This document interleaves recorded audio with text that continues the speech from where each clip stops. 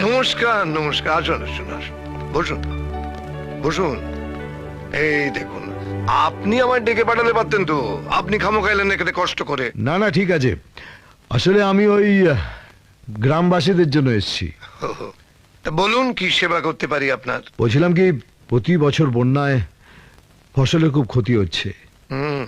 ঘর ছাড়া হচ্ছে বহু অসহায় মানুষ। তাই গ্রামের উত্তর দিকে একটা বাঁধের খুব প্রয়োজন।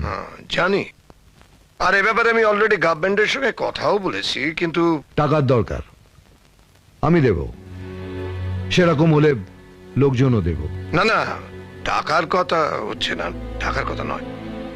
আসলে গ্রামের উত্তর দিকে যেখানটায় বাদ দিলে গ্রামের লোকের সুবিধে হবে, সেই জায়গাটা কমপ্লিটলি ভবানী বাবুদের জায়গা। আমি ওনাদের সঙ্গে অনেকবার বসেছি, এটা নিয়ে বুঝিয়েছি ওনাদেরকে, ওনারা বুঝতেই চাইছেন না।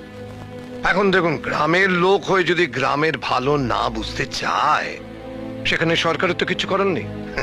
আর তাই আমি চুপ করে গেছি। কিন্তু ওরা যদি মানতে না চায়, তাহলে বা সরকার নয়, আমি ব্যাপারটা দেখছি। আপনি ওদের ডাকুন।